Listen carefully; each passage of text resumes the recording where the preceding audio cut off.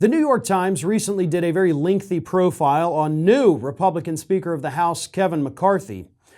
And during their profile, they spoke to several friends of McCarthy, and one of them admitted that Kevin McCarthy has now basically pledged his undying love and devotion to Marjorie Taylor Greene. Here is what that friend told the New York Times that Kevin McCarthy has said. "I will never leave that woman. I will always take care of her." Just because she was on your side in the Speaker debacle, you are now saying, "I will never leave that woman. I will always take care of her." Those are the kinds of things you would say about your spouse, not about this individual who's only entering her third year in Congress. But here we are. Marjorie Taylor Greene is officially being mainstreamed by the top Republican in the House of Representatives. And here's the thing.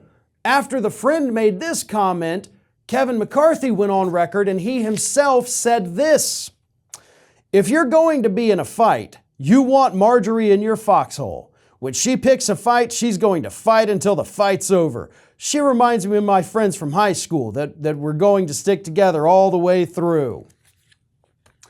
I love how Kevin McCarthy's not like, "She reminds me of me because when I believe in something, I'll fight forever." He's like, "No, but I know people who will totally fight for what they believe. I won't do it.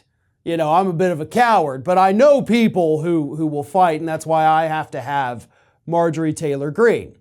See, Greene has this new role. Not only is she being mainstreamed, of course, by the top Republican, but she's his attack dog. He gives the dog the treats. You get whatever you want. But when it's time for a fight, McCarthy's not going to be the one to go in there and get his hands a little dirty. No, he's a coward. He'll back down. We saw that in the Speaker fight, by the way. He gave up the farm just so he could get the title while giving away all of the power. So what he'll do in the future now is when he needs to get Republicans together, he's not going to be the one to go out there and whip up the votes. He's going to send Marjorie out there.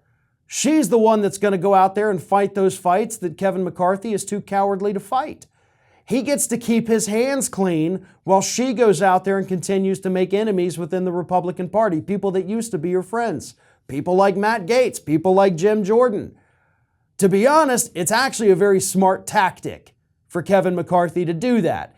He still gets to be the good guy. He gets to be on everybody's side. He doesn't have to go out there and make enemies. Marjorie's doing that.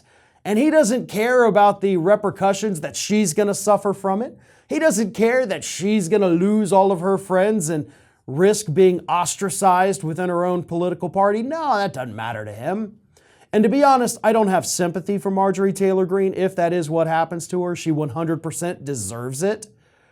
But these next 2 years are going to be nasty. And based on this interview with McCarthy saying he's going to stick by her and then admitting why he's sticking by her because she's the fighter, she's going to be nasty. We're going to see more public fights. We're going to hear about more private fights. We're going to have more Marjorie Taylor Greene than any of us are even able to stomach. And when you're sick of hearing about those stories, just remember, you can thank Kevin McCarthy for not only putting her in the mainstream, but basically making her his right-hand individual. She's the one going out there to fight the fights because McCarthy's too much of a coward to fight them himself.